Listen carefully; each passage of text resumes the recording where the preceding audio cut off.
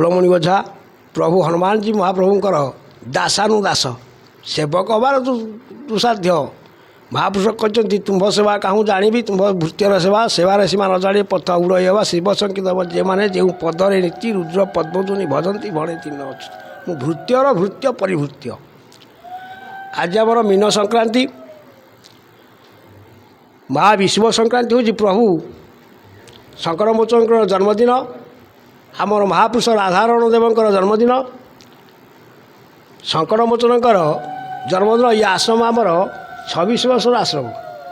आम ये 5 जन 7-5 भाई मिसिकी ये 26 वर्ष पूर्ण कर प्रभु को फ्री वर्ष निमंत्रण करा जाए जे केते किए भक्त टाणुआ भक्त थे आम तो भक्त नुह खाली सेवक हिसाब से फूल पा दौचु ठाकुर निमंत्रण कर जन्मदिन में आपड़ टे सूक्ष्म हो कि स्थूल हो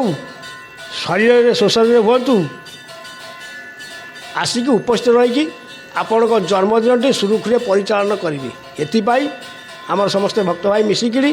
ठाकुर को निमंत्रण देकी अनुरोध क्षमा प्रार्थना मांगू जे प्रभु सुखरे रही ये भक्त मानू कृपा वर्षण कर आपण जन्मदिनटा सुरुखुरे पालन करेंगे ये भक्त को नहीं भक्त सांगे आपण खेलेंगे। महाविश्व पणाश्रम जो ओडिया जातिर हिंदू मानकर नूतन वर्ष ये नूतन वर्षटी हूँ आम नूतन वर्षटी हूँ महाप्रभु शंकरमोचन हनुमान महाप्रभुंर जन्मदिन से दिन राधारण देवंकर जन्मदिन महा आनंदर कथा आम नूतन वर्षर शुभेच्छा बहुत तेणु आम नूतन वर्ष प्रभुंर से आज मीन संक्रांति शेष हो गला नूतन वर्ष नुआ वर्ष हाँपाई आगु को प्रभु को जनागला भक्त मान नुआ वर्षर आसिक कृपा वर्षण कर भक्त मान मंगल कामना विधान करेंगे स्थूल हूँ कि सूक्ष्म हूँ उपस्थित रही जन्मदिन भक्त मान सहित परिचालना करेंगे। नूतन वर्षर अभिप्राय बसंत ऋषु शेष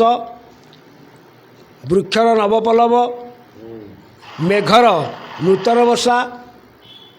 लोक मानकर नूतन संसार महापुरुष मानकर से दिन आनंदर उत्सव जे नूतन वर्षर अभिनंदन सब साधु सत मान आश्रम मानक गोष्ठी गुरुदेव पूजा अर्चना इत्यादि नूतन वर्ष करा जाए। नूतन वर्ष जे बहु जगार यज्ञ उत्सव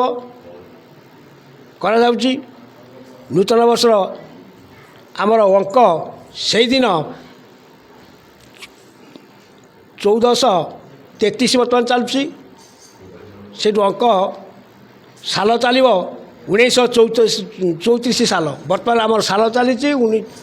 1433 से दिन ठारू ये विश्व प्रणाश नूतन वर्ष ठारू 1434 साल आरंभ हम से दिन ठारू चलला 12 वर्ष पर्यंत ये मीन संक्रांति हूँ शेष संक्रांति ये पुराणा मास सरीगला प्रभु को निमंत्रण पत्र दिगला आगामी दिन में प्रभुंर उत्सव मुखरित हम भक्त माने रे ये ठाकर लोक मैंने सब अच्छा आमर ब्राह्मणी रे बारुणी जोग भाई पिंड पकाउं से नुआ वर्ष दिन बहु जगार पिंडदान ब्राह्मणी रे कर मठ मंदिर रे पूजा अर्चना करमर से ये अनुष्ठान ये भक्त माने पालन कर।